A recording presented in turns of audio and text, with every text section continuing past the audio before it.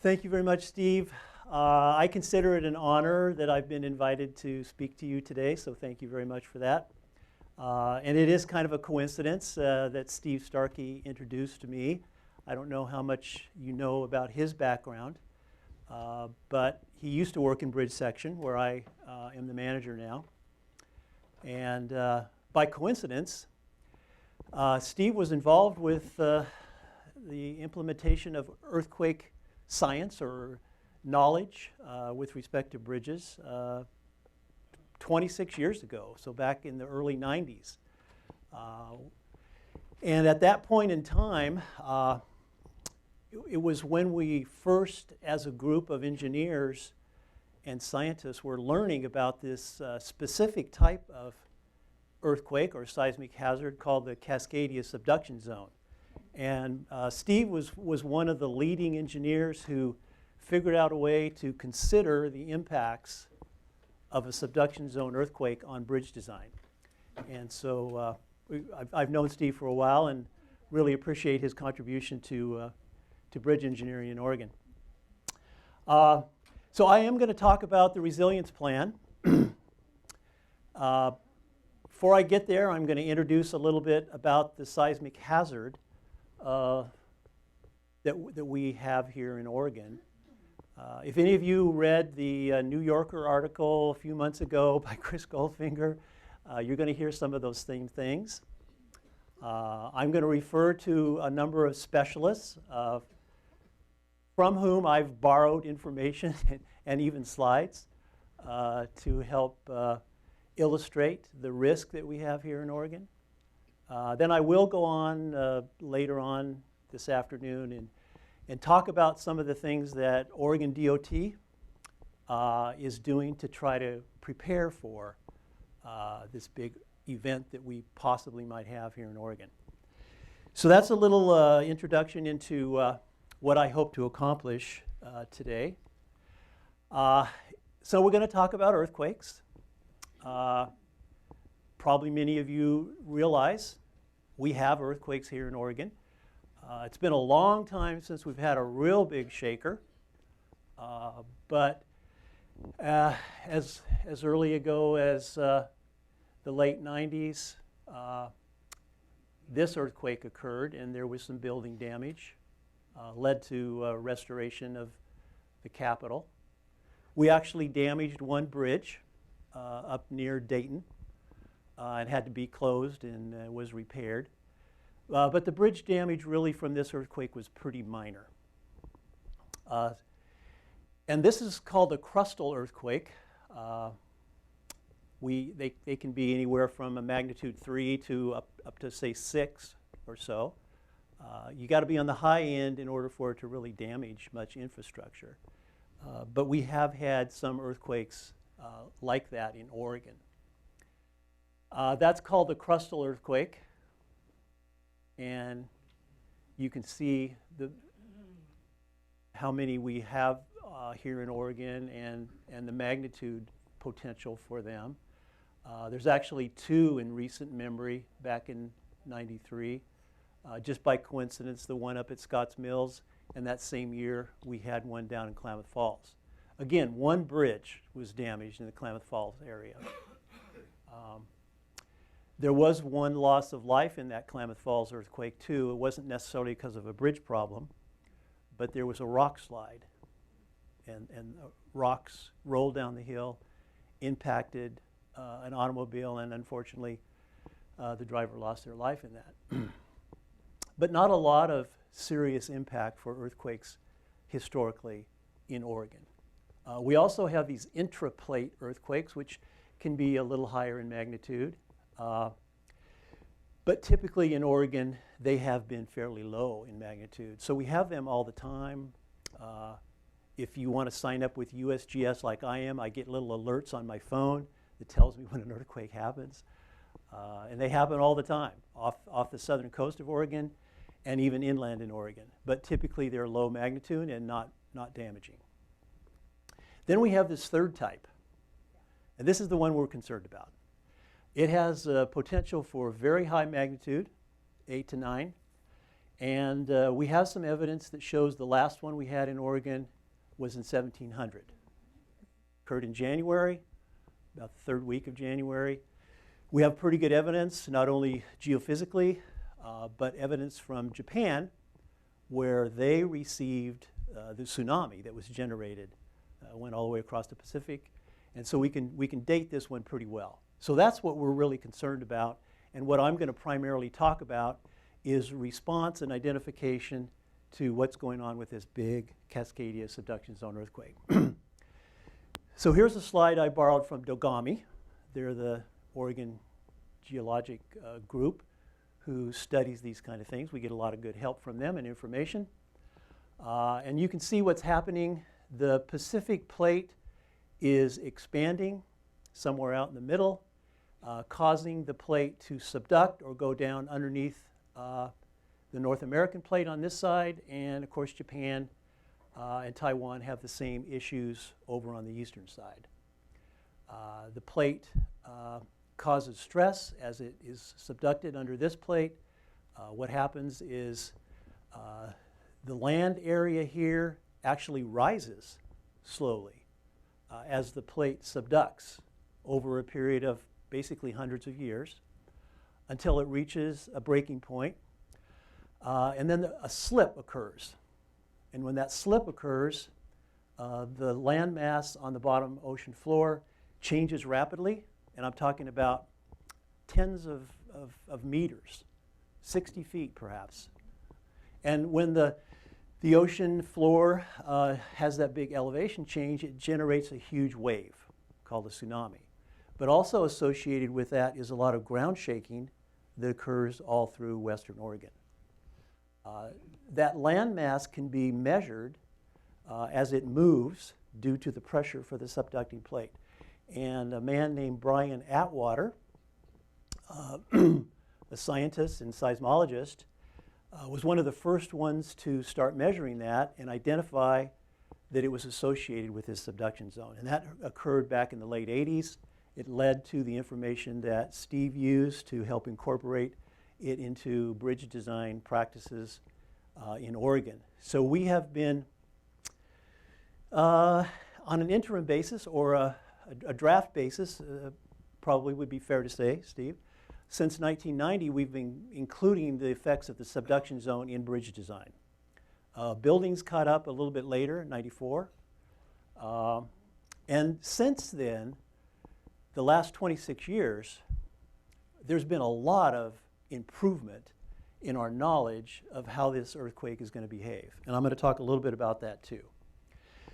So here's a little depiction comparing Japan to the Pacific Northwest, looking at the risk due to a subduction zone earthquake. This area that subducted in the 2011 Tohoku, Japan earthquake was significantly less volume of material and length of rupture than we have the risk for over here. On the Pacific Northwest, we have the risk of rupture of a full 1,200 kilometers, which is a very long rupture, which would lead to these extreme ground motions, so shaking both horizontally and vertically of the land mass due to that breaking loose of the pressure when that goes. Another depiction of the subduction zone, you can see the Pacific plate is actually pushing on a vertical surface that separates the Juan de Fuca plate from the Pacific plate, and it's actually the Juan de Fuca plate that's subducting under the North American plate along this line here. So it's off the coast anywhere from 20 to 60 miles. And what you see also here is a depiction of historical earthquakes. The size represents the magnitude. So you can see that there is a lot of activity in this area down at the California-Oregon border. We have some along this zone here. These are typically 4 to 4.5 magnitude. We sometimes feel them, but don't really have any damage. And then up here at the northern margin of the subduction zone, you see a lot of other activity. We also see some of the activity that's occurred up in the Seattle area. They've had some very damaging earthquakes up there. Look at Oregon. Where's the red dots there? We haven't really had a lot of earthquakes in Oregon. So the level of concern or the level of the need to prepare for this has traditionally been low in Oregon because we haven't suffered damaging earthquakes. So it's been a tremendous learning opportunity for those of us in infrastructure design and the scientists to raise our hand and say, wait a minute, even though we haven't had a lot of damaging earthquakes in Oregon, we certainly have the potential for a very significant damage when this margin breaks loose here, and especially depending on the length of the margin release. And what will happen? One of the things that will happen would be a huge tsunami that would affect those who are living right along the coast. Okay, so this is a little depiction. I'm going to go into some detail about this Cascadia just to give you a feel for the risk, because I didn't know, how much you really had a feel for this and what the priority should be for us to prepare. So here is what we base the current level of knowledge about Cascadia, and this is a timeline. You can see the timeline starts in 8,000 BC and goes all the way up to the year 2000. Now what we're depicting here with these vertical red lines, the width of the line represents the magnitude, and those thicker ones are 9 to 9.5. The thinner red lines and the shorter red lines represent earthquakes in the 8 to 8.3 magnitude range. So Dr. Goldfinger and Brian Atwater, to a certain extent, has led to this information too, has depicted for us about 43 8 to 8 magnitude to 9.5 magnitude earthquakes that occurred in Oregon since 8,000 BC. Okay, so that's a long time, but you take 43 and you divide it by about 10,000 years, and you come up with an approximate recurrence interval, okay? And that recurrence interval tells you approximately how often an event would occur. Okay, now there are different sizes of events, so what we have down here is giving you an idea how often certain events will occur. Now, if the southern margin in southern Oregon broke loose, which it could, it doesn't have to be the whole 1,200 kilometers, it could be 300 kilometers, and then you would probably have something like an 8-point magnitude earthquake. Now those have a recurrence interval of about 240 years. Now keep in mind that the last time we had a big one here in Oregon was 1700. So you can do the math, 1700, 240, 1940, right? Okay, we didn't have one in 1940. So what does that tell you? Is the science bad? Or are we just overdue? Okay, so you can make your own judgments. If the margin was a little bit longer, say 500 to 600 kilometers, then you're in the 8.5, maybe 8.4 range, and the frequency there is 320. So we're even beyond 320. That would be, well, we're getting pretty close, 2020. You add 320 to 1700, 2020, okay? So now don't leave this room and go tell people that the bridge engineer from ODOT predicted that we're going to have an earthquake in 2020. That would not be right. Okay, so the 8.6 to 8.7, that would be like 700 to 800 kilometer break, and the full margin is predicted to happen about every 500 years. So we've got a little time to prepare for that one. But these numbers here should cause you to have some concern. Now, before you rely too heavily on that, let me talk a little bit about where these earthquake records come from. Because as you all know, there was no humans here, at least not keeping records, and they didn't have computers and servers and storage of information. So we don't have detailed records of these earthquakes. So how did we predict them? That's a good question. Okay, so We predict them by looking at something called turbidites. And what turbidite is just silty material. It's just dirt. But it's very fine grained dirt. It's called turbidites, or fine grained material. So what happens when the margin breaks loose and the North American plate starts shaking back and forth and up and down is you break loose some of this fine grained material. And what happens in the Pacific Northwest, down here in Oregon, maybe 180 days out of the year, and up in Seattle, it's 240 days out of the year? It rains, right? Okay, so all this material is broken loose, and rain comes, and that material is washed down into the ocean floor. Now, it's not spread out evenly across the ocean floor. What happens is it comes down the rivers, and it goes into some valleys that are formed in the bottom of the ocean. So there's these turbidites. It just, every time there's a big earthquake, they form a residue and they pile up. So wouldn't it be great if you could look at the profile of those turbidites and maybe age the residue and then back calculate and look at when those events happened? Good idea, right? Chris Goldfinger is the one that came up with the idea. And he wrote a proposal and asked for money from the National Science Foundation. And guess what? They gave him enough money to buy this boat. It's a pretty nice boat. And it's got a lot of drilling equipment on it. So he got a bunch of grad students, and they all thought it would be fun to go out in this boat and sail off the Oregon coast. And they started drilling holes. And they had information about the bathymetry, so the profile of the ocean floor. And they started drilling holes in those valleys.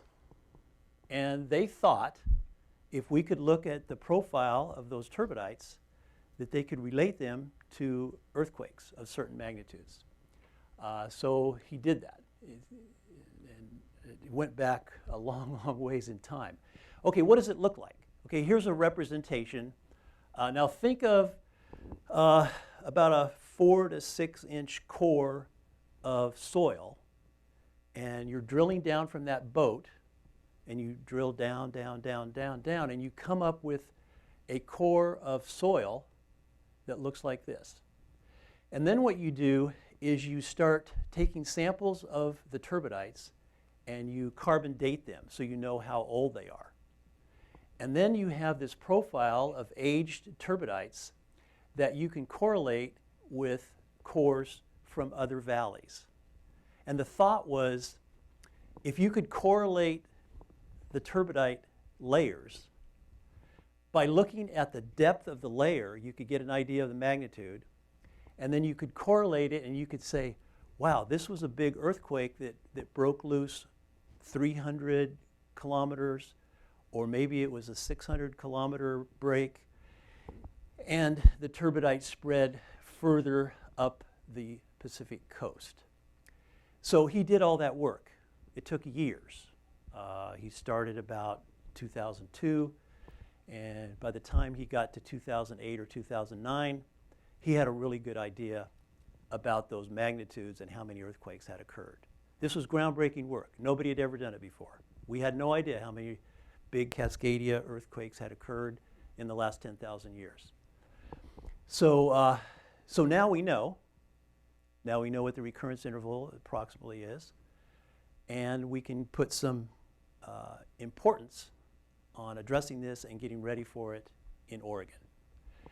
Here's another slide of the whole United States that just tells you some of the earthquake hazard risks. And obviously we've all heard, I mean, there's a lot of earthquakes down in California, and damaging ones, a lot more than in Oregon.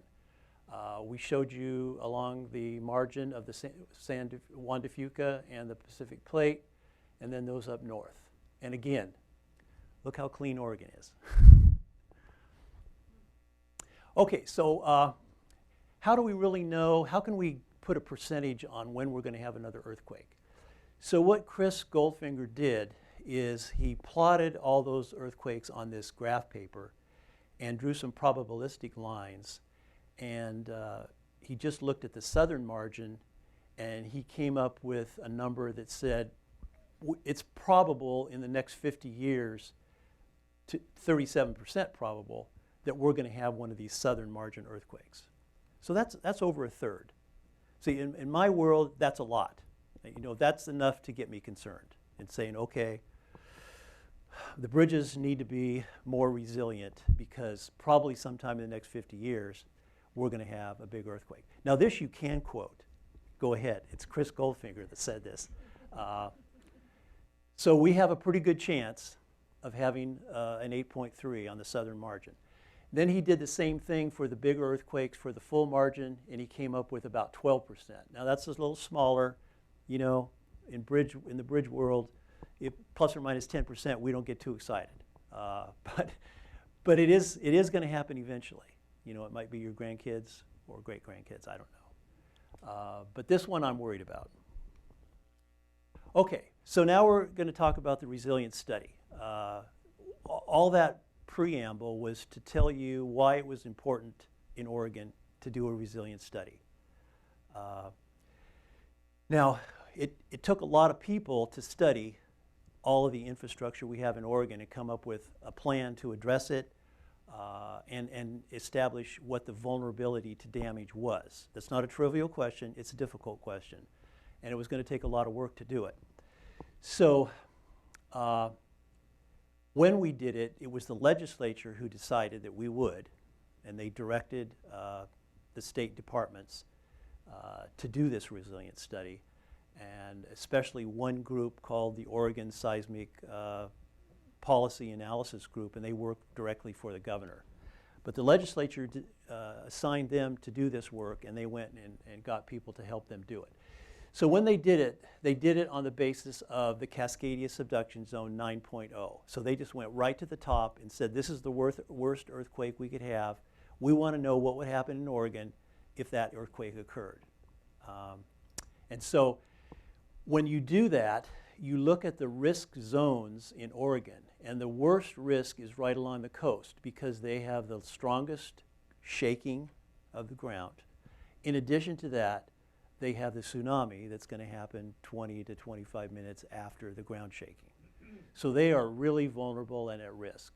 And then you have the very high ground shaking area, which is basically from the Coast Range to the coast. The Willamette Valley is in the sort of moderate ground shaking area, be a lot of damage, not as much out here.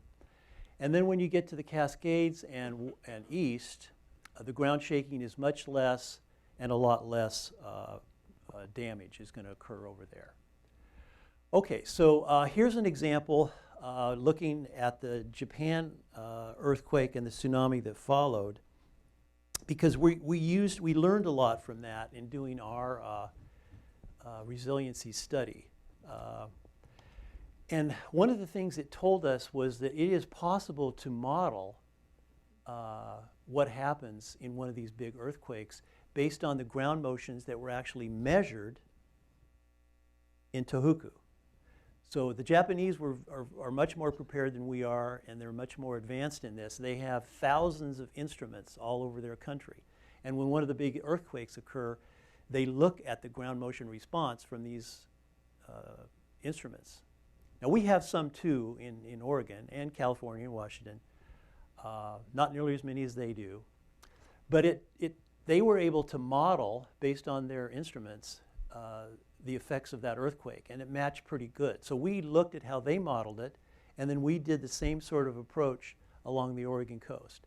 And this just shows you some of the ground motions and effects of tsunami that would happen at Rockaway Beach. Based on the model, now this obviously hasn't happened yet at Rockaway Beach, but just the model, we're talking about 1,900 businesses would be destroyed, 10,500 housing units would be destroyed. There would be 22,000 residents without any place to stay. And there would be 247 miles of state highway that would be damaged and impassable. So very significant damage. That's just Rockaway Beach. You could do the same thing along many of the communities in the coast. Now I'm going to talk about bridges, but I wanted to mention landslides and unstable slopes, because that is another one of the biggest vulnerabilities that Oregon has. Because we have the Coast Range right near the coast with a lot of steep hills, and to be honest with you, unstable slopes. And it doesn't take much to break loose a landslide. You can, every other winter almost, quite frequently in Oregon, just due to rain, where we saturate the soil, we end up having landslides that close roads. Now imagine those unstable slopes under a shaking situation. It's going to be just as bad as it would be under a very heavy 100-year rainstorm, or worse. So Dogami again did an assessment looking at the condition of our slopes, and they also included an assessment of soft soils due to liquefaction. Now, you guys know what liquefaction, you can imagine, right? I mean, it's sandy soil, so it's not like the turbidites, not like the silts that Chris Goldfinger looked like. This is like granular sand type. And if you walk out on the beach when the waves are going in, you know what happens. The ground doesn't support you. You sink. Okay, so imagine under shaking instead of under water. And a lot of times the water table is high in these purple areas. But under the shaking from a Cascadia, the ground would just sink. And that means what? If a building is on it, if a bridge is on it, if you're standing there, you know, everything is going to sink and probably move laterally in these areas of liquefaction. And there's quite a few of them in the valley. Also numerous ones along the coast. And then the landslide damage is really significant all over the Coast Range. Okay, so what do we do? When we realized from Chris Goldfinger's work that we had a big problem, the legislature in 2012, it was around January, February, maybe the first part of the legislative season in 12, they decided that we needed to really evaluate what would happen in Oregon if one of these big 9.0 earthquakes occur. So they directed that this resilience study would be done, and they only gave us a year to do it. And we accomplished it. We did it in a year and published this in February 2013. So what's in this resilience study? As I mentioned, we had to do it. It was dictated by the legislature and supported by the governor at the time. They wanted us to do a very comprehensive plan and look at a strategic approach to identifying what? Where would the damage be? How bad would it be? Who would be affected? And then, if we could, they said, go ahead and tell us what we can do to make our situation better by investing in making more resilient infrastructure to try to reduce the damage. So that was our charge, and we had a year to do it. What we found out in this study was, guess what? Transportation is one of the most critical things. It's not the only critical thing, because communication is also critical.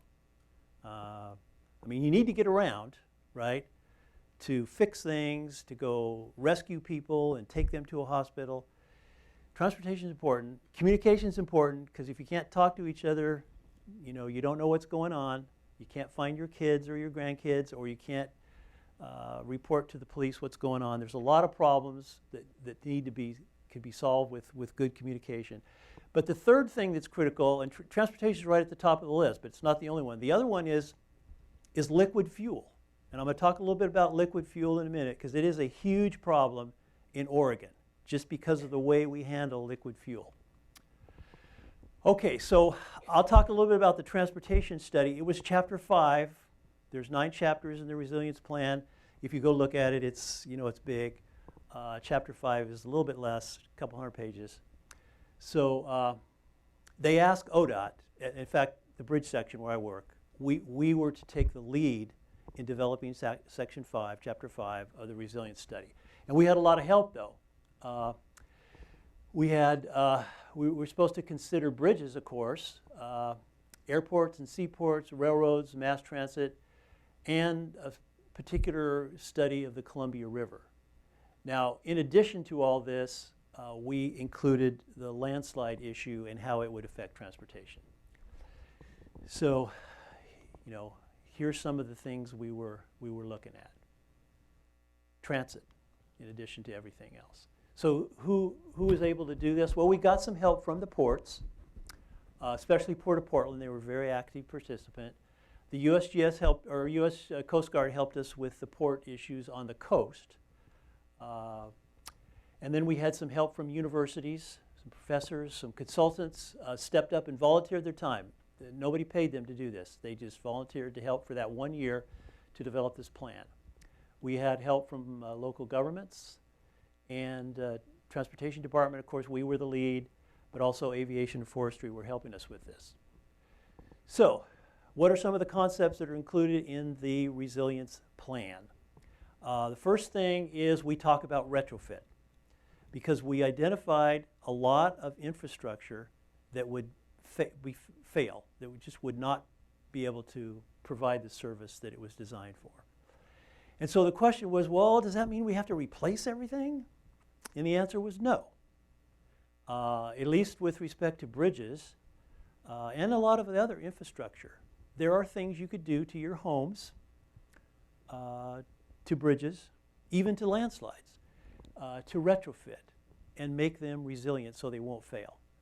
And it's cheaper to retrofit than it is to replace. So that was one of the big concepts that we talked about.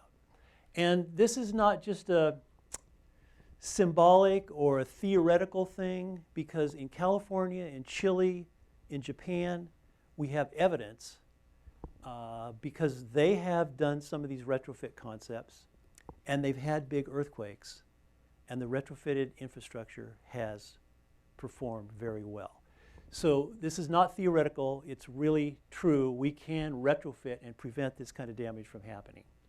The second thing we learned was secondary loss of life and long-term economic losses can be significantly reduced if we invest ahead of time.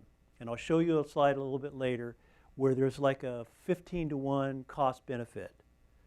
To invest before it happens, you can save like 15 times that in problems after the event if you don't retrofit. Okay, and then strategic planning is critical to success and will require widespread consensus. So why is strategic planning necessary? I mean, if we had the money in Oregon, what would we do? I mean, if money was no problem, we would start retrofitting and replacing, right? We just go out there and fix everything. But what's the truth in Oregon, a little state with 3 million people and an aversion to paying taxes? Do we have the money to fix everything? We're not even close, right? So we have to prioritize and do it strategically and where we can get the biggest bang for our money. And that's a big problem, because in order, if we tell the city of Seaside that you're number 25 on the list and Portland is number 1, that might work for people who live in Portland, but what about the people in Seaside? They're going to say, wait a minute, we don't want to be 25. Why would you leave us stranded? We want to be higher. So a lot of discussion and consensus is needed to establish those priorities. Okay, so here's a slide. This is probably as technical as I'm going to get. Talking about how we retrofit bridges, just so you can understand. One of the things that happens to bridge spans is they move around horizontally, and if the bridge seat where the span is sitting is too narrow, then it will move and not have any support, and guess what happens when you pull the support out? It falls. Okay, so we can tie it together with cables and keep it from moving far enough to fall, and that's just called a life safety retrofit, and it's relatively inexpensive. So we have been doing a lot of that in Oregon. Now when you get down to the footings and the piling, in soft soil there could be a lot of damage when an earthquake. That's very expensive. That's what we call a phase 2 or a more functional or serviceability retrofit. It cost about 4 times what this costs. The columns are a big problem for earthquakes because of that slide I showed you, that one right there. This happens not when you don't have enough vertical steel. It happens when you don't have enough horizontal steel to keep the concrete contained. And so one of the things we can do there is to put wraps around in steel casing and grout in between, and that keeps the column from failing. In new construction, now if we have a chance to build a new bridge, we know now that we need to put that horizontal reinforcement at a much tighter spacing than normal. And we can add cable supports to keep the bridge from falling down, which we do a lot of. Now, in order to prioritize and be strategic and put your money where you get the biggest bang for it, we put retrofit in 2 phases, we call it. One is just to prevent collapse, just so we won't kill somebody. That's cheap, inexpensive. We can do a lot of it. What's the problem with it? The problem with it is the bridge still can't be used after an event. So it won't collapse, it won't fall down, it won't come down and crush you, but in terms of economic recovery and being able to have mobility, this doesn't really help that much. Okay, so what do you need to do to make the bridge serviceable and usable afterwards? You need to do the more expensive functional or serviceability type retrofit. Very expensive. We haven't done much of that in Oregon. So our bridges are vulnerable right now. Okay, so this is what we call this phase 1 or life safety, the cheap way just to prevent loss of life. The serviceability is more expensive. Now I wanted to talk a little bit about how you design bridges for earthquake hazards because there's a different philosophy that's used at the national level. Now, Steve mentioned in the introduction, bridge design standards are set by a national group called the American Association of State, Highway, and Transportation Officials, AASHTO. Every state is a member of it. Excuse me. I'm a member of it, and I get to vote when they establish standards.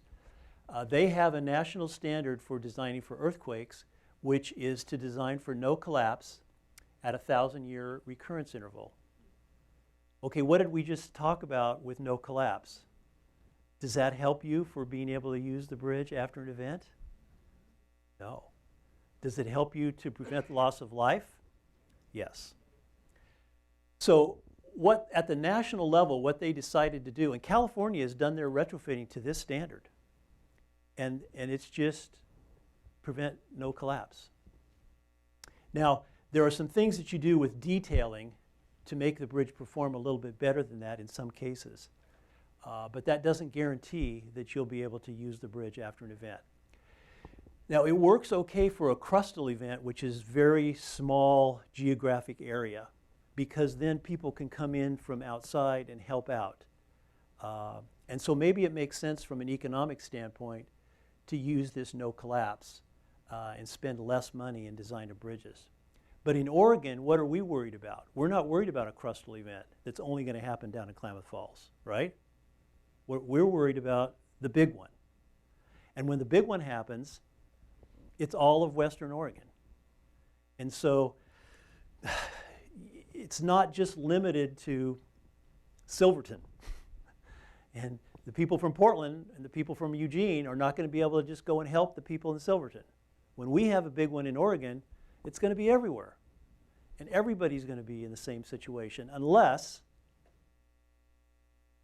we design ours to a better standard than no collapse. We have to go to a serviceability criteria, which we did.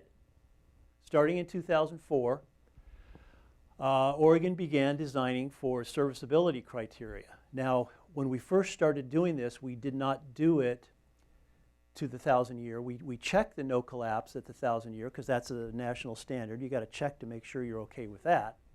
But then we started using a serviceability criteria at a 500-year interval. Now, most recently, we have changed our design criteria, and we do a functional design, which means it's not going to prevent just no collapse. It's going to actually be usable after the event. And we're using what we call a Cascadia subduction zone scenario event based on the newest USGS information from 2014. Now, AASHTO, the national standard, is still back here at these 2002 maps and ground motions. Why is that not good? Well, because Chris Goldfinger's information just came to light in 2006, 2007, 2008. And that information is included in the 2014 USGS hazard maps. So in Oregon, we have adopted the new maps, and we also design for serviceability or a functional bridge after an event. So that's the difference between Oregon and every other state. And it's because we have the potential for such widespread damage. Okay, what else is in the resilient report? So I've been talking a little bit about bridges. And we're coming up on 45 minutes. Let me briefly go through some of the other modes, and then maybe we can take a break. Okay, so we have railroads in Oregon. We have two, what's called major carriers, mainline railroads, the UP and the BNSF. They happen to use the same line. They have an agreement up through Klamath Falls and to Chemult. And then the UP branches off and goes along Highway 58, so through the Willamette or through the Cascade Mountains. The BNSF goes straight up through Central Oregon, through Bend, and up to I-84 along the Columbia River. And then BNSF comes into Portland. And UP from Eugene goes up through the Central Valley. Okay, so for main lines, what is their resilient status? Okay, this is pretty resilient in here, up through Chemult. There's low ground motions. There's a few slide areas, a couple of bridges, but they're in pretty good shape. This area here, what would you think about the possibility of landslides and bridge damage? Horrible. There's no way. It would cost a fortune to try to make this area resilient in here. And the UP doesn't have any money to do it. So I don't think there's ever going to be a resilient railroad line in that area. I mean, there possibly could be, but it's going to take a lot of money. This has a lot more potential, okay? And there's some vulnerabilities here to landslides and bridges too, but this is at least in the realm of possibility. So in terms of railroads, you know, I don't think we're ever going to see this operational after a major Cascadia earthquake.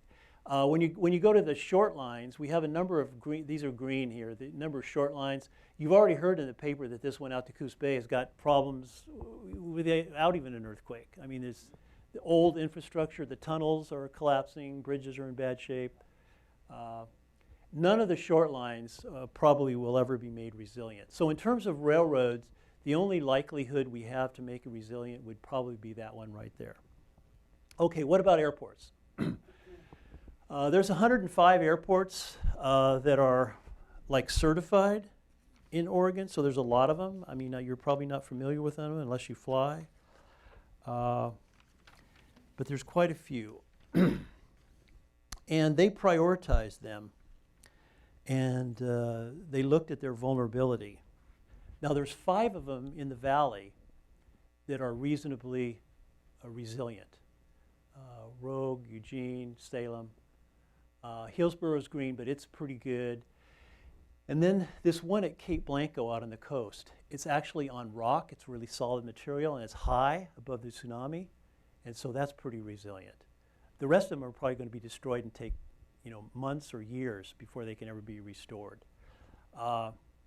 This at Redmond, this airport right here, turns out, for resilience planning, turns out to be one of the most important facilities that we have in the whole state, because it's predicted to be operational after one of these big events. And so you could potentially have fixed wing service from Redmond to these 5 airports in the valley, which does not include the Portland airport, by the way.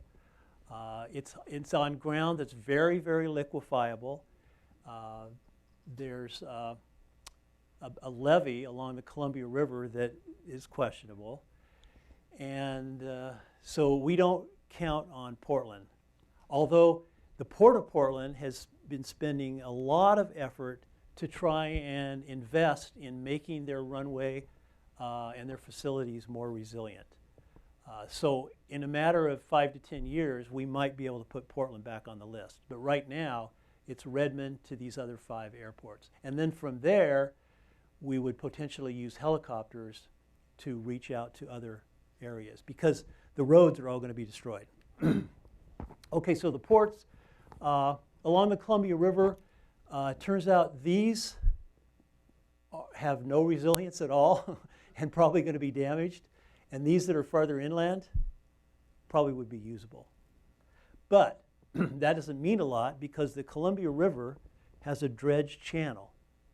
And the Corps of Engineers has determined that under major shaking from a Cascadia earthquake, the steep slopes of the dredged channel would collapse. And so we would no longer have a deep draft channel on the Columbia River. And so deep draft shipping would not be able to come and save us. And in addition to that, the I-5 bridge in Portland, the Longview Bridge over the Columbia, and the Astoria Bridge would all collapse and block the deep draft channel anyway. So we can't rely on navigation. Here's a depiction of some of those ports. And Portland and Vancouver are very vulnerable. Camas is better. These are better. These lower Columbia River ports are very vulnerable. Here's a depiction of the Port of Portland and some of their facilities. Most of this ground in here, as you might be able to imagine, is on soft soil, liquefiable soil. This ground is all going to subside. The buildings are all going to go every which way. There's going to be a lateral movement into the river. There's a big fuel depot up here where the liquid fuel is stored. I think it's over on this side right here. It's all on liquefiable soil. It's predicted that those big tanks that hold, by the way, 95% of all the liquid fuel used in Oregon comes from this facility right here. Some of it is carried by trucks and some of it by a central pipeline that goes through the valley. These things will be destroyed. The only liquid fuel we're going to have in Oregon is whatever is stored in local gas stations, which they normally keep a 2 or 3 day supply. Once that 2 or 3 day supply of liquid fuel is gone, good luck finding liquid fuel in Oregon after an event. Okay, so here's just another view of some of the port facilities showing some of their problems. The coastal ports, the Coast Guard tells us none of those are going to survive. Between the ground shaking and the tsunami, we're not going to have any ports. So what they said is if Oregon had a huge earthquake today, before we improve the resilience, what would happen is we would be begging the United States government to come in with some big ships off the coast, and they would be servicing the coast with landing craft. So it wouldn't be coming into our ports, they would just be landing on the beach to try to bring supplies in and get people to safety. There's a lot of interdependency. This is just a depiction of sewers, water supply, electricity, all the different infrastructure that we have in the Portland metro area. And what we're trying to say, and this came out in the resilience study, is guess what? There's a lot of interdependency. In other words, sure, transportation is very important. Guess what? If you don't have liquid fuel, transportation is not going to help you. If you can't communicate, if you can't get electricity, there's a lot of other issues. So right now, unless we invest in improving our resiliency, the repairs are all going to happen incrementally. So, just as far as you can make it to the next bridge that's damaged, then you have to stop your repairs until you get that bridge fixed, and then you can go on to the next bridge. So it was predicted that it was probably going to take 8 years for Oregon to recover. And in that period of time, our economy would basically tank, at least by 25 or 30%. So this is a depiction of the liquid fuel dependency that we have. Here's the river and all these tanks right along it. This whole area in here is liquefiable. So it's just like being out on the beach when a wave comes in, as soon as the earthquake happens, these tanks are going to break apart, they're going to sink, millions of gallons of liquid fuel are going to run into the Willamette River and basically foul the river and make it so that we're not going to be able to use any of that liquid fuel. Okay, so here's the situation with bridges. We did a scenario. We ran a model that tells us what damage is going to occur to bridges. And this is just one of the scenarios we ran. It was a 9.0. We ran 6 different scenarios. But basically, here's the story on bridges and highways. None of the communities on the Oregon coast will have connectivity with any other community. They will be completely cut off. So you can't drive anywhere unless you have a Caterpillar or something that can go over land. None of the routes from the Coast Highway to I-5 would be operational. Every one of those routes, so US 30, 18, 6, 26, 43, 38, and it would take years to restore them. Most of the mainline bridges on I-5 are okay, but most of the overpasses are not. So I-5 would be potentially usable after a short time, but what we'd have to do is get out there with a bulldozer and just push the overpass structure off of the highway, and then we would have some mobility along the highway. But no interchanges or things like that. So the highway and bridge situation is really bad. People have asked us when we've told them that up in the metro area, they said, well, okay, can you just focus on our bridges and tell us what would happen? So we prepared this little thing for the metro bridges, and it got the original cost, what it would cost to retrofit. And we have established some performance measures. So either slight damage, moderate damage, extensive, or collapse. And just to show you what some of those are, this is the I-5 Boone Bridge, one of the most strategic bridges we have in the whole state, because getting over the Willamette River in this particular area is tough. You either go over to Oregon City, or if you go west, you go a long ways before you come to a bridge over the Willamette River.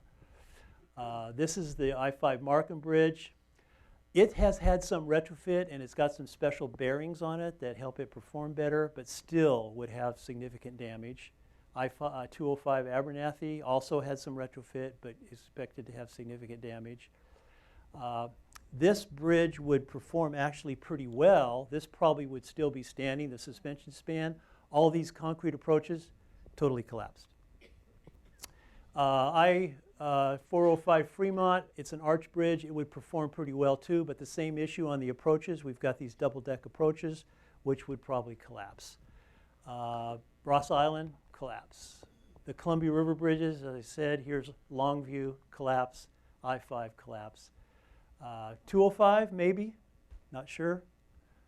Some of it might be damaged pretty well, but some of it might actually be usable. So what have we done in Oregon to get ready? In the past, since 1994, we identified that we have 1,155 bridges that are vulnerable to significant damage. And so far in our program, we've been able to address 355 of them. We still have 800 left to go. And if we do it at the same level of funding, it's going to take over 200 years. So we don't have enough money for bridges, right? So that frames up the issue and the problems and why we are developing a program to make ourselves more resilient. So after the break, I can tell you a little bit about our plans and how we're going to phase this and how we're going to get to a better situation. So that's a lot more pleasant story than the story from there. So with that, we're going to take a 10-minute break. So mitigation plans, what should we do? And there are things we can do for the highway infrastructure and other infrastructure.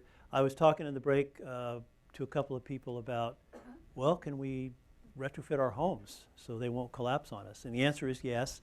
I'm not really qualified to talk about how to do that, but it involves some strapping and some little angle brackets.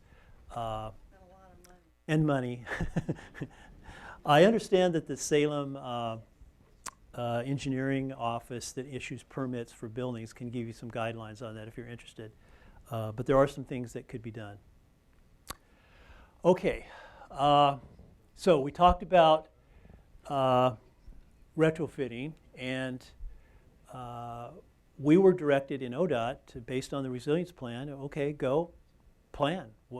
How can you do this? Define exactly what should be done, and what would it cost? What's this gap that we have, and how would you do it? What are the key transportation links? And as I said before, the answer to that depends on who you ask and where you live. But we were charged to do it, so we did. We said we're going to do some incremental increases in resiliency by retrofitting. We're going to try to avoid the secondary loss of life, and we're going to do it strategically. So we've taken two approaches. We have sort of a short-term approach and a long-term approach. So long-term, we needed to enhance our design and maintenance standards, and we did that by changing the way we design bridges for performance and not just for no collapse, not just for life safety.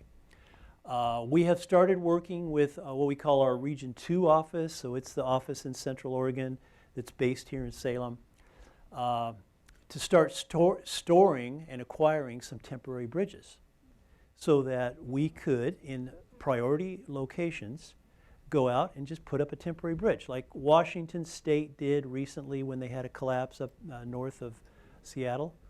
So we're acquiring some of those things and we're stockpiling.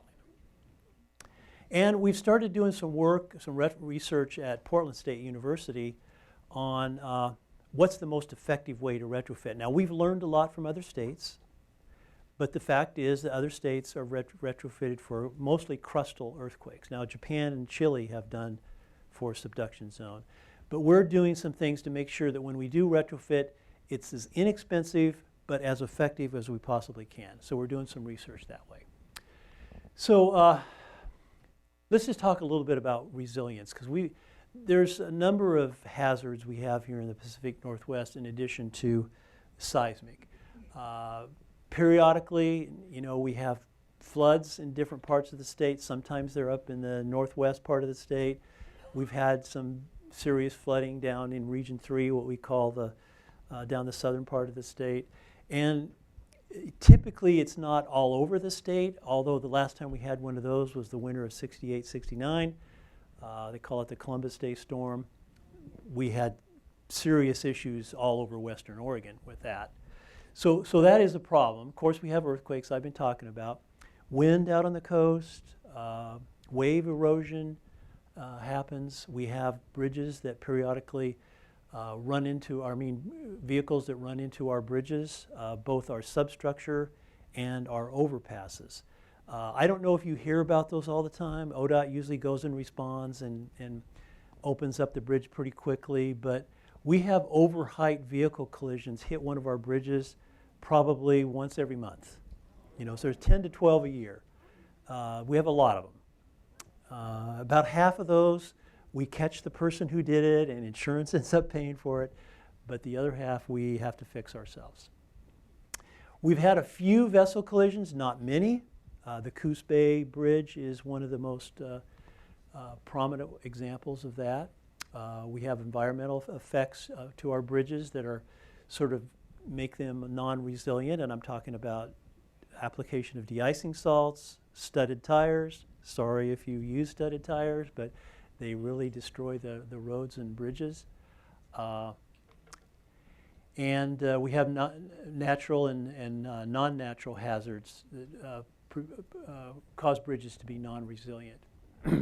So what is a resilient bridge? Well, it will handle extremes in loading and forces and weather without collapsing, loss or life, and with the ability to recover from the distress or major damages. So that's what we want for resilient infrastructure in Oregon. And we'd like all that to happen with minimal disruption to traffic and essential services. The expectation in today's world is that if there's a road there, I should be able to drive on it. And from a transportation agency perspective, we see people's expectations rising. They don't like work zones, they don't like cones, they don't like to be misdirected. and they want us to do the repairs quickly and make our infrastructure resilient. And so we're working hard to do that. So how do we achieve that? One of these words that we use that means that a bridge is able to withstand a heavy force or a load and still operate is called ductility. So what is ductility? It means that a bridge element can undergo movements, like horizontal movements, vertical movements, and not break apart. So an example of non-ductile is I showed you that column with all the rebar that was twisted and mangled, and that's a non-ductile element. If it's ductile, it can move around and have displacement, but still function and carry the loads. Redundancy is another thing we talk about, and that is having multiple load paths. So where I showed you that one column that was all mangled and fractured, that was a single column that didn't have any redundancy. So what would be better than that? Well, have multiple columns.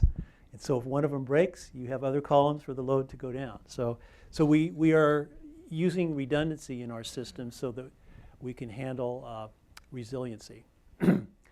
And then we need to make some decisions about what are the priorities, what's really important, what's the consequences if we lose a particular facility. So we use the LRFD bridge codes, except where it doesn't provide enough redundancy or enough resiliency for us, then we do something over and above better than the AASHTO bridge design specifications. It does recommend these multiple load paths and redundancy and ductility, and we follow all of those where it does. And we've been doing some research through the National Cooperative Highway Research Program to quantify how to make our systems more reliable. Here's just some examples of some of the problems that we have. This one, due to flooding, you see it often causes bridge collapse where the whole spans are washed out. And so we're doing some things to improve our scour design today. We're also monitoring some bridges for scour to make sure that this doesn't happen to Oregon bridges. Here's some examples of some of these overheight hits. This is probably the most likely one we have in Oregon. We have frequently have these booms on construction equipment that people just forget to put down, you know, and it's a simple thing, right? And we're just amazed that sometimes how often this happens. And then we have some very dramatic ones here where the whole bridge is destroyed. Yeah, here's one. The arm right here was what caused this. This is a trailer, and of course the tractor kept going, but he left his trailer here. He came back later and wanted to get his trailer. So we have increased our vertical clearance over and above what the national standards are. The national standard is 16. Oregon uses 17. But we still have some older bridges that have that low clearance on it. This is one of the problems from vessel collision. Now, these are from other states. The only problem we've had has been at Coos Bay, where an overheight vessel actually took out the lower chord of the Coos Bay Bridge. We were able to keep traffic going on one lane, and we were able to repair it so it didn't actually cause a collapse. But this is something we look at. We consider pier design in case ships would impact our pier.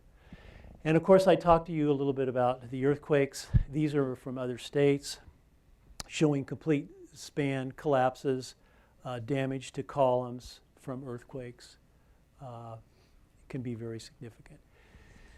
So, of course, we've had those two I talked about in 1993. Those are the damage. So if you're interested, that's the kind of minor damage we received here in Oregon to our bridges. This was caused by some rockfall and collapse of a building, so not necessarily associated with a bridge. But those are bridge damage pictures that we were able to fix within a week or so after the event. Okay, so we were asked to quantify what it would take to make Oregon highways more resilient. So for the bridge and the landslide risks, we published this report back in 2009. So this was before the resilience report. We were ahead of the resilience report, and we wanted to know sort of what would be our risks. And we published this report, and it told what the risk of collapse and damage was to all of the major state highways in Western Oregon. Portland State University helped us do this study and publish this report. Now, if you want to know if a bridge is bad, one of the clues you can use is to find out when the bridge was built. Now, that's not readily available information. You may not be able to find it, but if you call one of our local offices or call the bridge department, if it's a state highway bridge, you can tell. If it's a local county or city bridge, you'd have to go to them and say, hey, when was that bridge built? But if you knew when the bridge was built, if it was built prior to 1990, this is when Steve helped us in ODOT take into account the Cascadia subduction zone. So bridges that were built after that are relatively resilient because they were designed for a subduction zone earthquake. The ones that were designed prior to 1990, we didn't know about the Cascadia subduction zone, so we couldn't take it into account, and our seismic design didn't account for that. So those bridges are very vulnerable, serious damage or collapse. The problem we have is this chart shows you the frequency of, or the time periods of when we built bridges.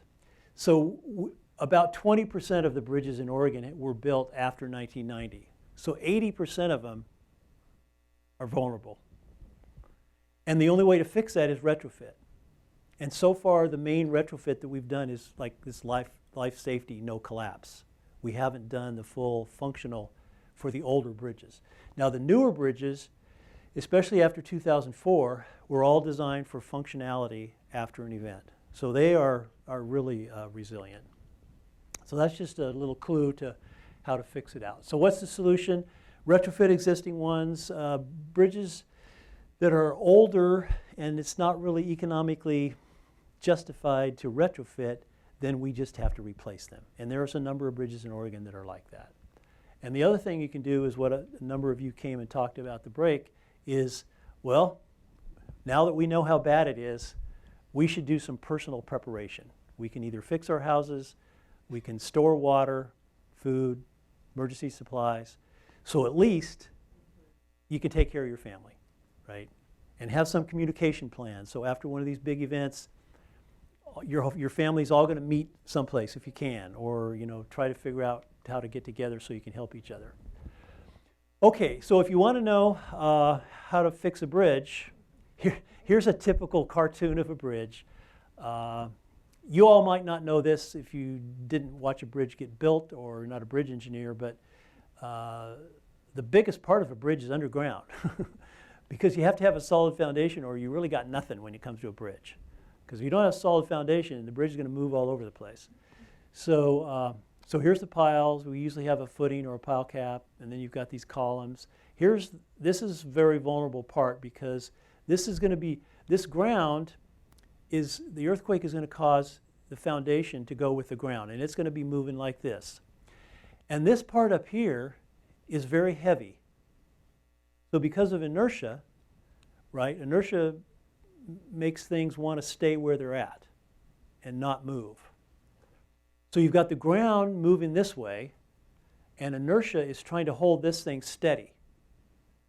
So where's all the damage and the force going to happen? In these vertical members, okay? So if you wanted to make a bridge resilient, one of the first things that you should be doing is reinforcing these columns so that they have ductility, so that they can move back and forth and not break apart. And that's one of the things that we do. If you're just doing life safety, you can attach a cable to this girder and fix it to this pier so that you limit the amount of displacement. And then it won't at least collapse, right? Okay, so usually we do this kind of stuff in what we call phase 2, the more expensive, like the 4 times the cost. And this stuff up here we call phase 1, and it's the relatively inexpensive life safety stuff. Okay, so this is describing why we have a functional design requirement in Oregon. If you do the phase 1, you're just connecting it, and you're resisting, part of the forces. Probably won't collapse, but you're not going to be able to use the bridge.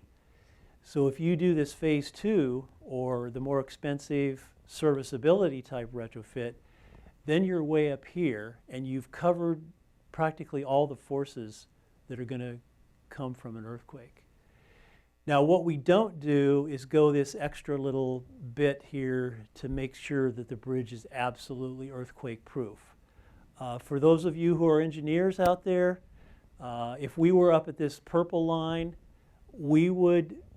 it's something that we call that the bridge operates in the elastic zone for all the earthquake inertial forces. The elastic zone means that it will move, but it won't break. It won't be plastic. Plastic means that you crack the concrete, bend the steel beyond its capability. And so it is possible, and sometimes the Japanese do this on some of their more important bridges. They design their bridges for elastic response. So that's that purple line up there. It's quite a bit more expensive. So what we're doing in Oregon is we're designing down right here. So there might be some minor damage, but very likely we're going to be able to use it shortly after an event. Okay, so here's some of the research we've been doing. We've been looking at the vulnerability of bridges. We've identified which ones are going to break and which ones are going to be okay.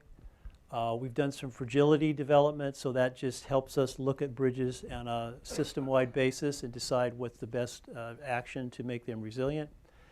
And we've done some higher level, we call it, the sophisticated analysis to evaluate how the bridge AASHTO spec formulas apply to our columns.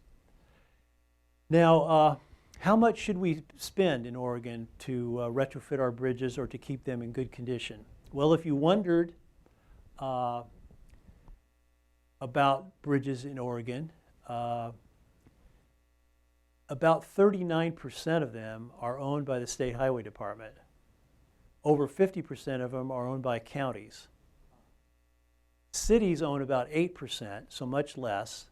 And then the ports, the state forest, Bureau of Land Management, other people, they just have a few bridges. There's 2 universities in Oregon that actually own bridges.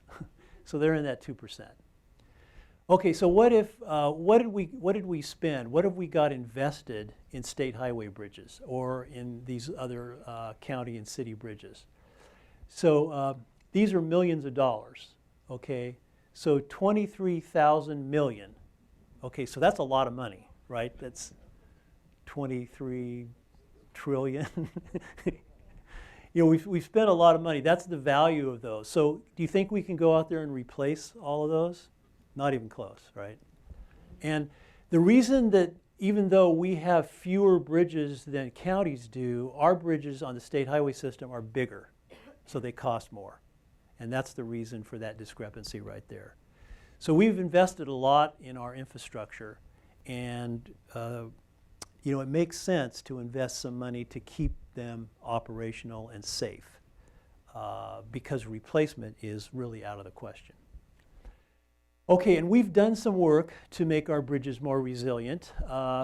Back in, we had this old bridge, I don't know if you know, out of Beverly Beach State Park that was built in 1947. Many years ago, this is what that bridge looked like. If you could see a good picture of it, the reinforcing steel was all corroded from salt water, and this bridge was really bad shape. So we built a detour bridge in 1999, and then we came back later and built this nice, beautiful arch bridge as an entrance to Beverly Beach State Park. If you've ever been out there on 101, this is Highway 101. So this is a relatively new bridge. Now we built this bridge and made it resistant to these big earthquake forces and made it functional.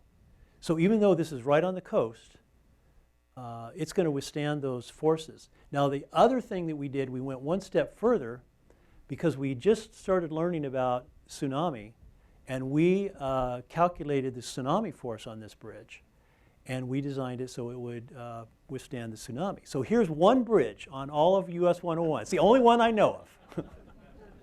Most of the other bridges are going to be destroyed. This bridge is going to be there.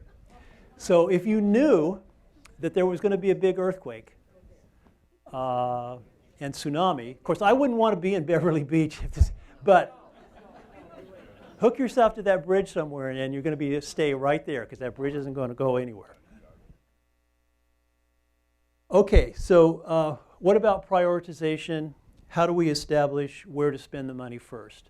So we did a big study with CH2M Hill, and we looked at where the sites were for fire stations, hospitals, police, high schools actually. We considered high schools because they would probably, big auditoriums would be a place for people to go and get some shelter after an event if their house was destroyed. And we looked at fuel and a number of other things, and we prioritized highways. And they're color-coded here. And so all the state highways now, the major state highways, are prioritized in a 5-phase system to decide how we're going to do that. Now, we did that because the OTC asked us to, the Oregon Transportation Commission. And they actually gave us a little bit of money, not enough to do very much, but at least to get started with our retrofit program. And they did that back in 2013. So, you know, we were able to select bridges on this phase 1. The blue is phase 1. And you can see that it's I-5 to Eugene, and then over Highway 58 to Chenault. We've got all of US 97 and a portion of 84. So we did a very detailed study to see what it would take to make these bridges all resilient and operational after an event. Now you might ask yourself, why those highways? Why is that phase 1 the most high priority for investment when the biggest problems are going to be out here on the coast? And what about all of southern Oregon? So why did we choose US 97, I-84 to Portland, I-5 to Eugene, and that?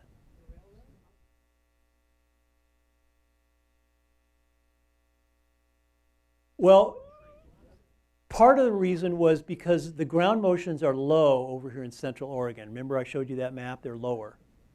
And we know that Redmond is going to be the center of outside help coming into Oregon. We wanted to provide at least one route from Washington to California where people could come in and help us recover.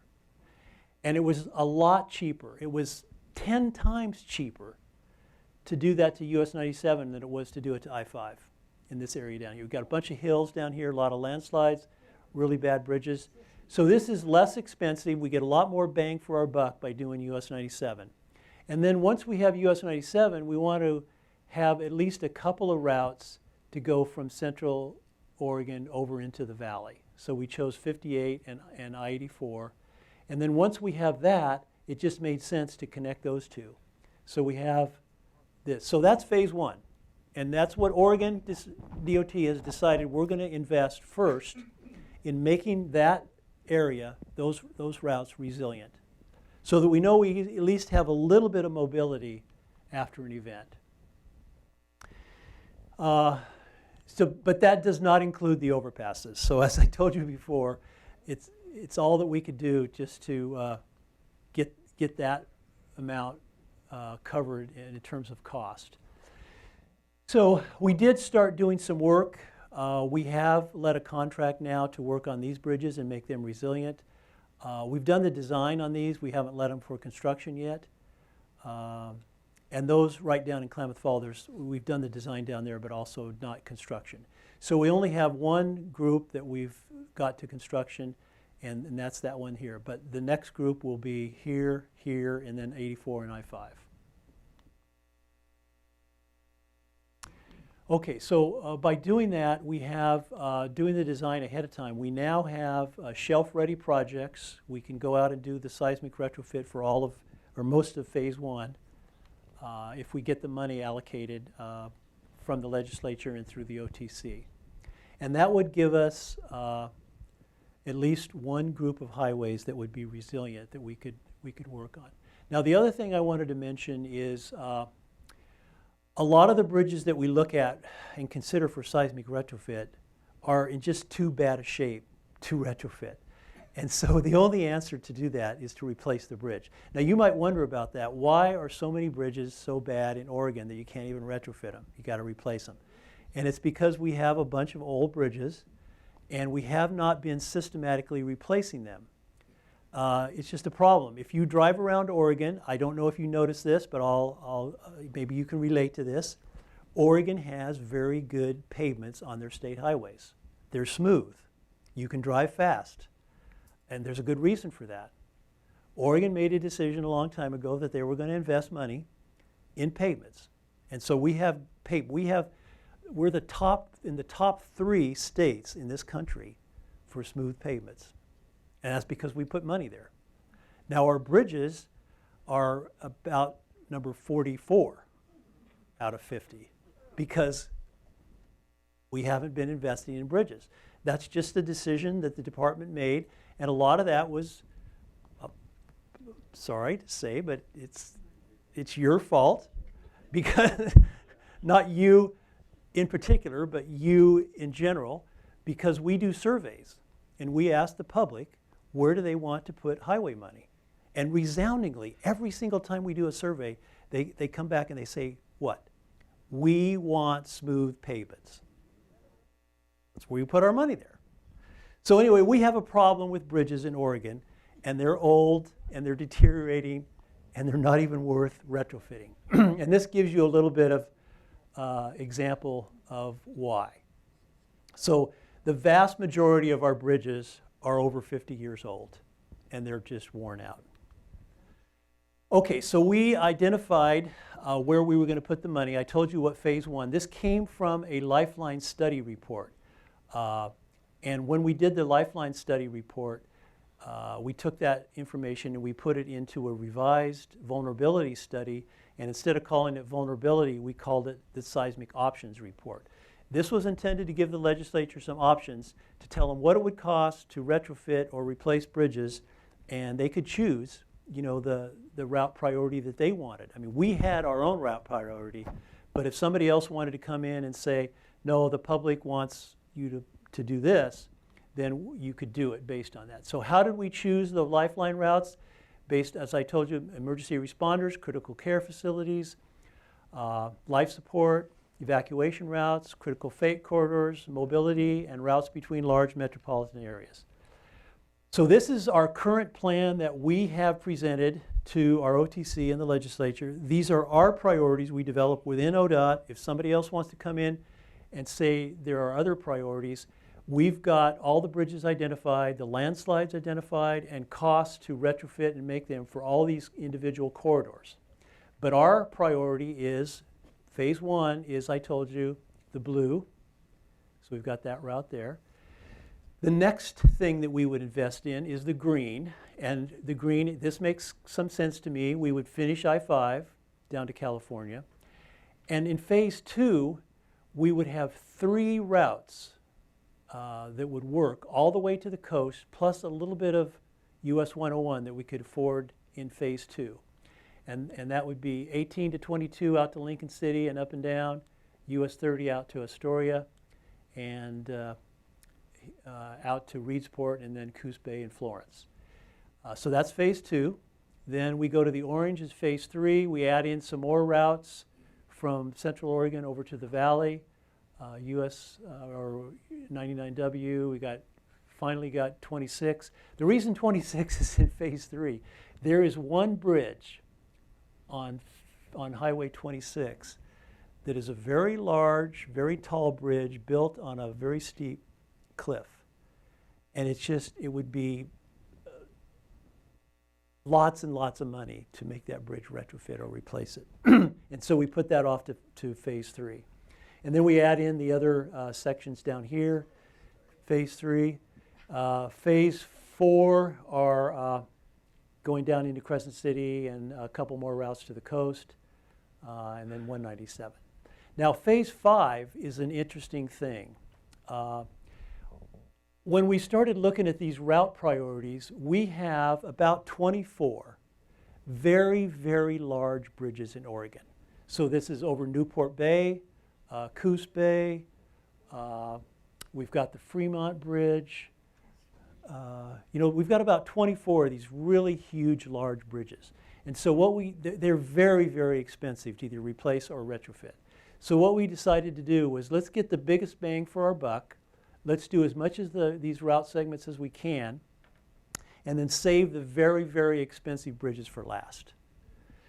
So those big bridges, probably never going to get retrofitted before we have a big earthquake, to be honest, and they're probably going to collapse and have to be replaced.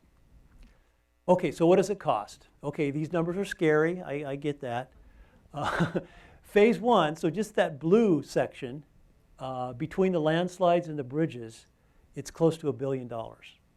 So we're saying, Oregon can't really afford to do that very quickly.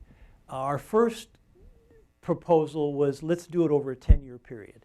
And that kind of made sense to us. That's a couple $100 million. Oregon already spends $450 or $500 million on highway infrastructure every year anyway. So another $200 million, or take part of that away and do seismic, seemed reasonable. The legislature came back and told us, no, you need to do that over 20 years. We only want you to spend $100 million. So right now, phase one is tentatively planned to be done in 20 years. That's a long time to me. When I look at the risk from the earthquake that I showed you in the first part of the presentation, I'm going, I'm not sure, 20 years seems like a long time to me. But that's a decision for somebody way, way beyond me. That's legislature, OTC, and honestly, it's you all. And I don't know how often you make your wishes known, but the legislature theoretically listens to public input. And I'll be honest with what you hear. They hear two things from the public. One of them I already told you, they want smooth payments. The other thing they hear from the public is, guess what? No taxes, right? So we have to do this without any tax increases. So you got to be pretty innovative to figure out a way to do that. We're working on it. We haven't solved that yet. So anyway, it's about $1 billion for phase. So you can see it's $5 billion. That's a lot of money. And for Oregon, I get it. That's going to take 50 years or maybe longer.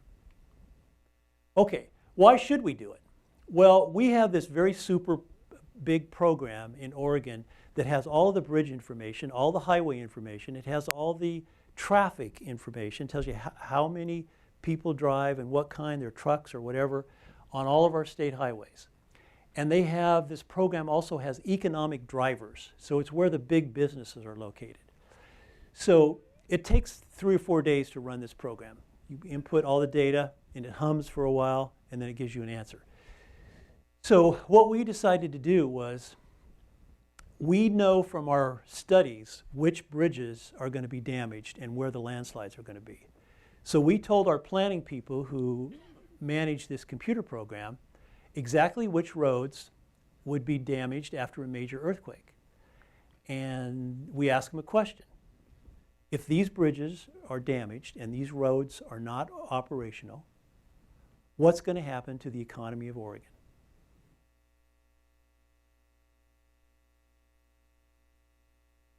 Our economy, our gross state product, so this is the product of what we all produce in Oregon, would be reduced by $350 billion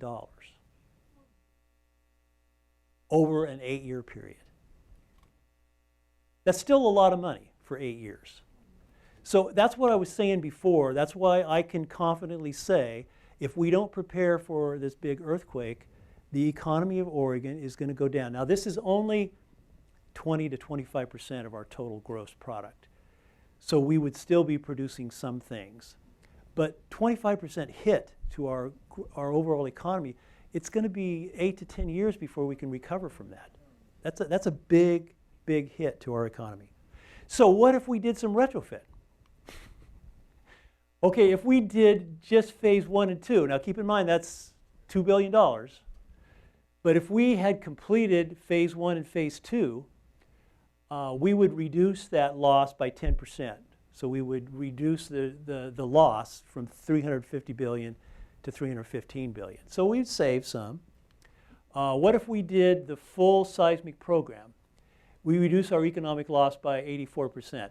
Now you might say, well, wait a minute. If you did all the retrofit and you had mobility, why wouldn't you get closer to reducing that 350 billion? Okay, and then the reason for that is our model only considers transportation. It assumes that electric, water, sewer, liquid fuel, housing, whatever, they would still be damaged at some significant level. So we're reducing the loss to the economy by 84% just investing in transportation. Now you'd have to invest in the other infrastructure to reduce that 350 billion down to zero, and it would take a lot. So how do we compare to the states north and south of us that are also subject to damage from seismic? Okay, California is way ahead. They started 25 years ago. They have retrofitted 5,147 bridges. That's almost as many bridges as we have in the whole state, including county, city, and state. And they've invested $13 billion in their retrofit program. Now remember I told you that we estimate that it would take $5 billion to do all of our retrofitting. It took them $13 billion, but they've already expended that much over a 25-year period.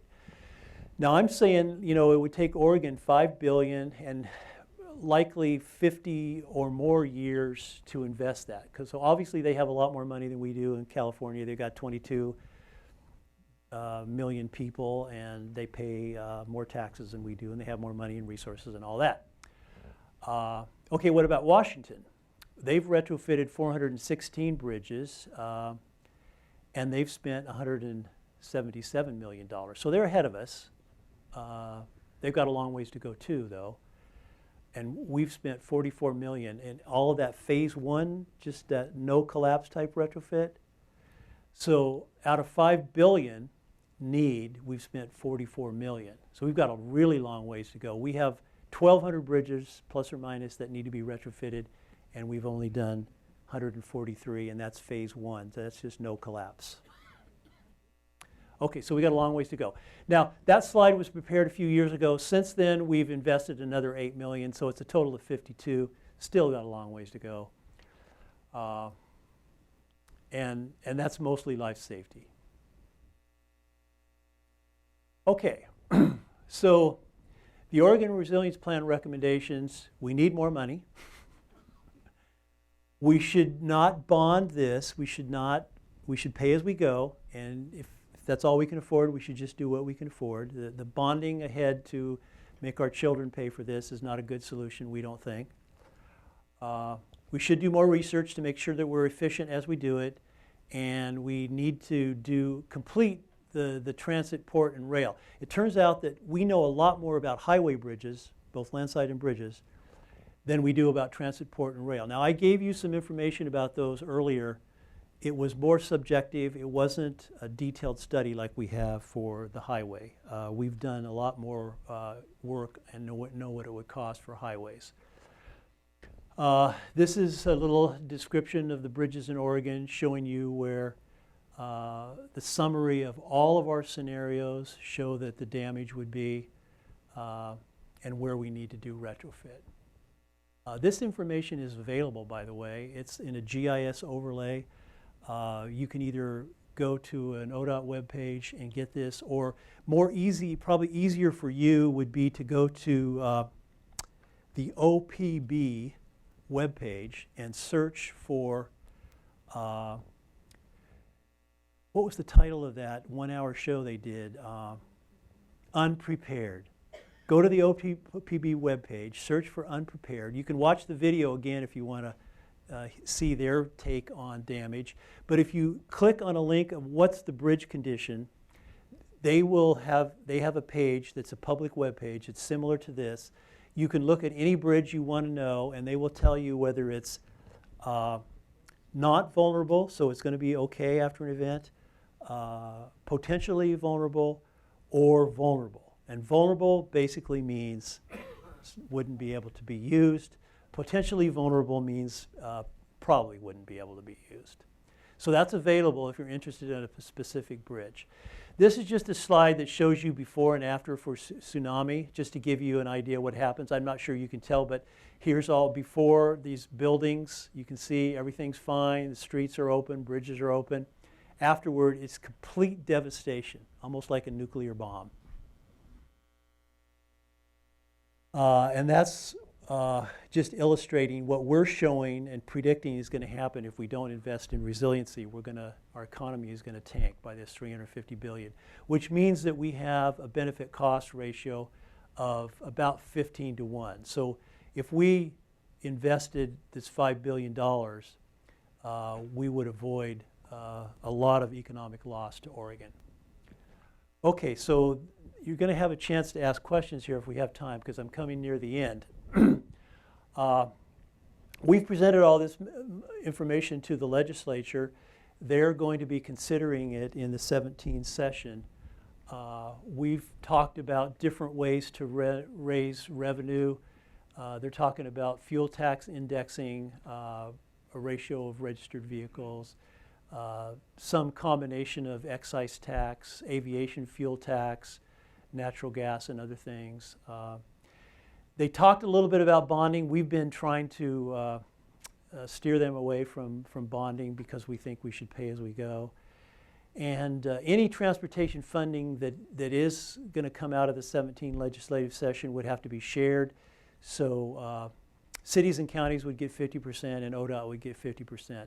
So we're hoping that this number is going to be around, hopefully in the $100 to $200 million per year range for the state, which means the cities and counties would get a similar amount. I think a lot of that depending on Measure 97, and as you know, Measure 97 was resoundingly defeated.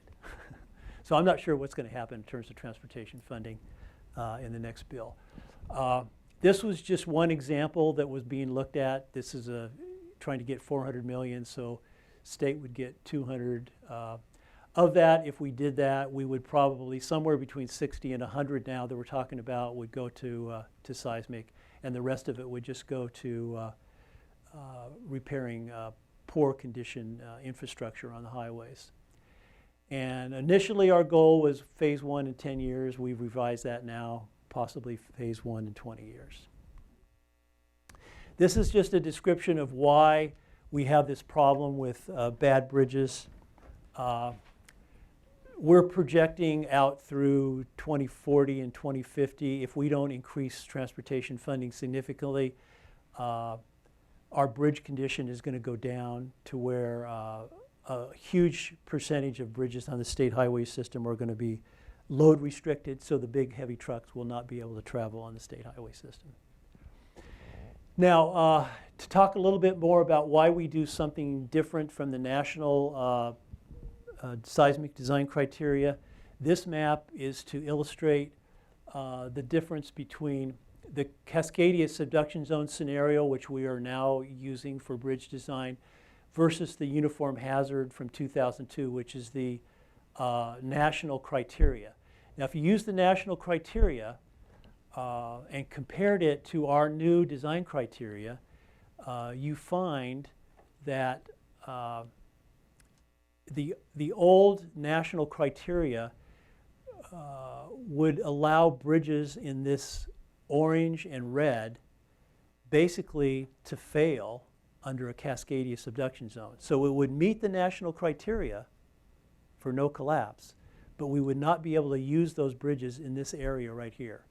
So that's the reason when we learned that we decided to go to a performance level criteria that is only used in Oregon, because we felt like that is just too big of an area to have damage and not be able to use the bridges. So we adopted the functional criteria in Oregon because of that. And this just describes, we went away from the national criteria into using our own scenario from Cascadia 9.0 for our serviceability criteria. And that's the reason we did that.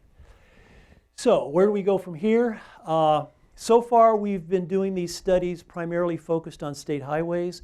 We recognize that we need to branch out and start engaging cities and counties to talk about priorities for routes that connect from state highways to the actual facilities that we need, to hospitals, emergency centers, fuel centers, and things like that. So we have started this month. We picked 2 counties, and we're starting engaging them, and we're starting to do local prioritization that would connect to state highways. And we're working with the legislature to increase this funding. We got a long ways to go, but I think it's looking like we have a plan.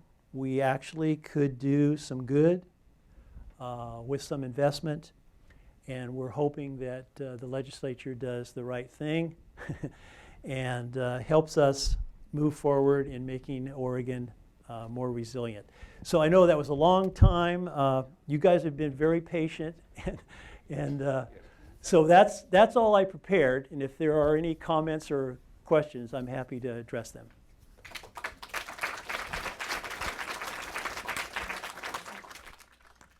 Okay, this is Kathy. You are presuming that there will be a Highway 101. How do we know that's even going to exist after a 9 earthquake? Well, many portions of Highway 101 will not exist, so I agree with you.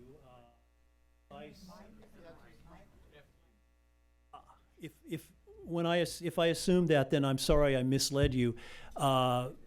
The bridges will be down, and so just from bridges alone, there'll be no connectivity. But the landslides will also close many portions of US 101. So US 101 will be there, but it'll be covered up. The bridges will be down. The subsidence. Yeah. There will be some subsidence. It depends on the distance from the actual coastline. Some areas of 101 will be subject to this subsidence, but other areas might not be. Nescoin will, yeah, and there are areas, Brian Atwater has done some measuring where he has seen where the ground has come up, and in those areas there will be significant subsidence. You're right. Absolutely true. Hi, this is Cascadia. Since we all most of us live in Salem, and we have 2 bridges across the Willamette River, could you tell us about what is the status of those 2 bridges? Because the last thing I heard is one of them is retrofittable and the other one is not. Any ideas? Yes. Thank you. It's center. Center is the more likely and more easily retrofittable.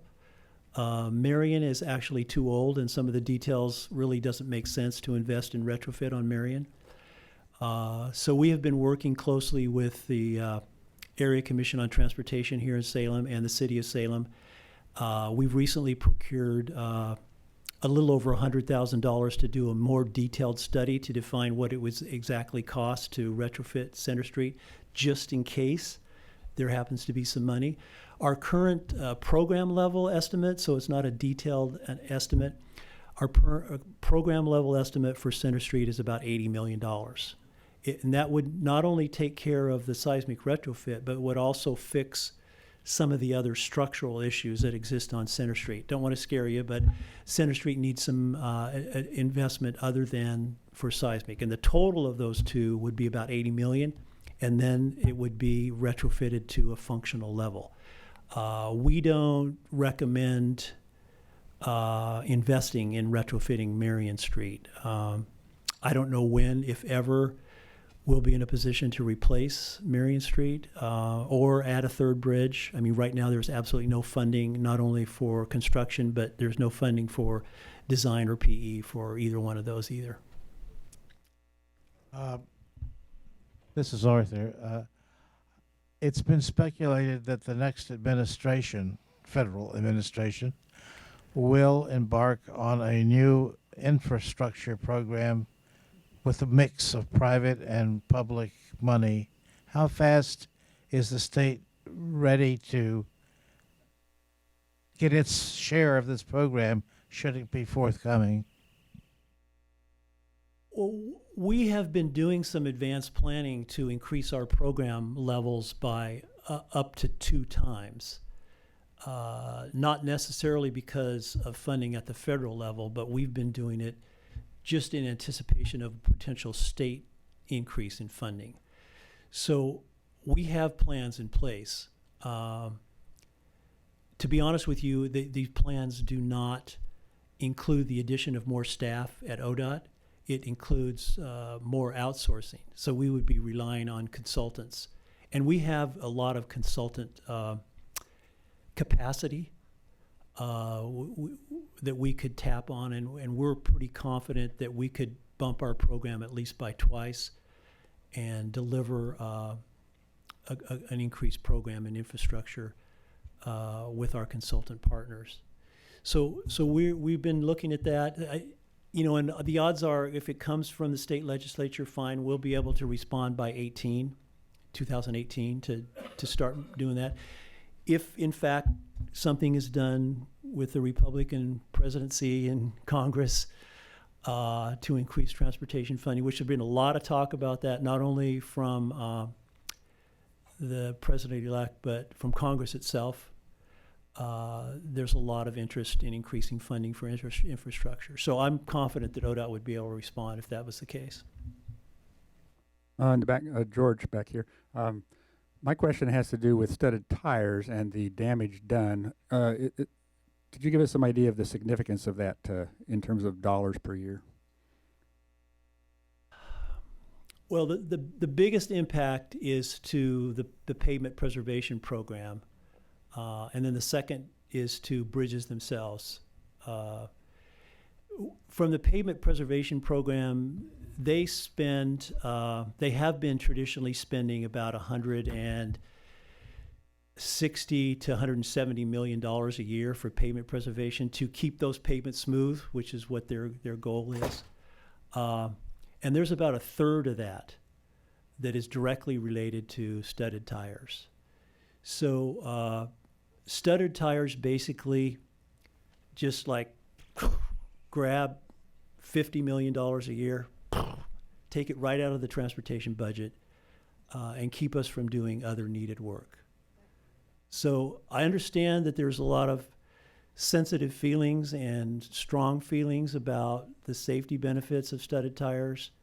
And that, again, is way beyond my, I can't really judge. That's why we have a legislature, and that's why we have public input to what we do. But the fact is that it's a very significant impact to transportation funding in Oregon. Hi, my name is Dominic. I'm curious, how far east do you have to go to get out of the liquefaction? In general, if you're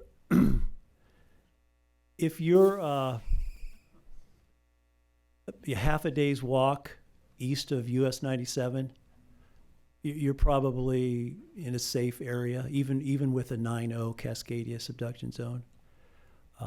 In fact, that's the delineation point that we have for retrofitting bridges and using the functional design criteria. In other words, if the bridge is beyond a few miles on the other side of US 97, we do not even use the Cascadia subduction zone design criteria. So that's a safe zone. Well, thank you so much for a great presentation and a lot of information.